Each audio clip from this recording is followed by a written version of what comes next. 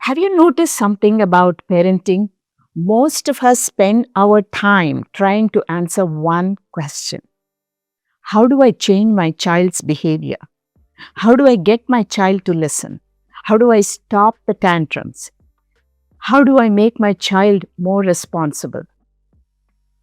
What is the best consequence? What is the best discipline strategy? And because we want answers, we search everywhere. 5 parenting hacks, 3 discipline techniques, 7 secrets to raising successful children, 1 sentence that will make your child cooperate. Now, don't get me wrong. I'm not against parenting strategies. Many of them are actually helpful. I've used them myself. But over the years, I realized something. Most parenting advice starts with the same assumption. The child is the problem to solve. But what if that's not where parenting really begins? What if the deepest work of parenting isn't changing our child, but changing ourselves? Think about it. The day your child is born, you don't just become a parent.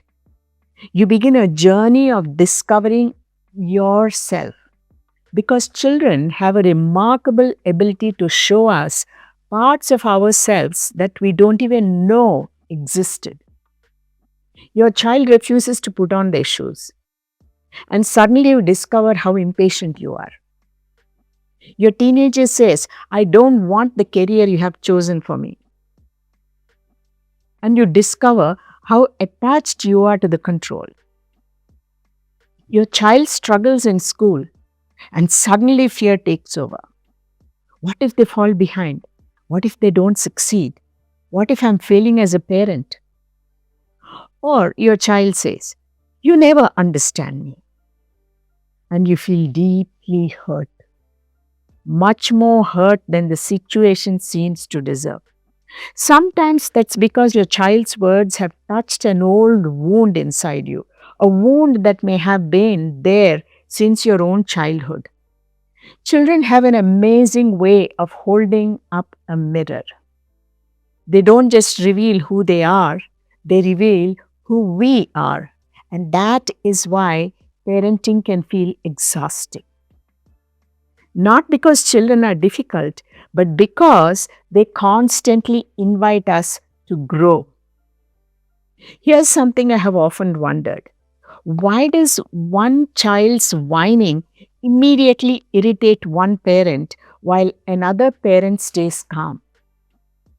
Why does the same behavior trigger anger in one adult and curiosity in another?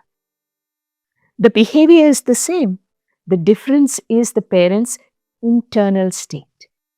Modern neuroscience helps us explain why. A child's nervous system is deeply influenced by the nervous system of the adults around them. Children don't learn emotional regulation simply because we tell them to calm down. They learn regulation by experiencing the calm. Our brains are constantly communicating. Our children aren't only listening to our words, they're experiencing us. They notice the tension, they notice our anxiety. They notice that when we are rushing, frustrated, or overwhelmed, which means something very important. No parenting strategy works consistently if the parent is exhausted, overwhelmed, fearful, or reactive. Because techniques don't regulate children, relationships regulate children. And every relationship begins with the parent's own regulation.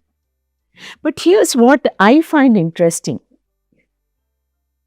Our culture spends endless hours talking about how to change children. Very little time is spent asking, how do I become the kind of person who can wisely guide a child? The question changes everything. Instead of asking, how do I make my child listen? We begin asking, what happens inside me when my child doesn't listen? Instead of asking, how do I stop this behavior? We ask, what does this behavior affect me so strongly? Instead of immediately correcting, we begin observing. Instead of reacting, we become curious. Can I notice my emotions before I respond? Can I stay calm even when my child isn't? Can I separate my child's behavior from my own fears? Can I remain connected when they are struggling? These aren't easy questions. In fact, they are some of the hardest questions we'll ever ask ourselves. But this is where parenting becomes something much bigger than raising children. It becomes a path of personal growth. Our children become our teachers. They teach us patience, humility, compassion, awareness. And the beautiful thing is, when we grow, our parenting changes almost automatically. The same discipline strategy suddenly works better. The same boundary feels calmer. The same conversation becomes more effective. Not because we found a better parenting hack, but because we are bringing a different version of ourselves into this relationship. You see, boundaries matter, consequences matter, communication matters, routines matter, structure matters. I'm not suggesting we throw away these things. They're important, but they're tools. And tools are only as effective as the person using them. A calm parent can use a very simple strategy with incredible effectiveness. A dysregulated parent can turn even the best parenting advice into another power struggle. This understanding forms the foundation of everything I teach at Svadharma circles. The first step is never correcting the child. The first step is the parent.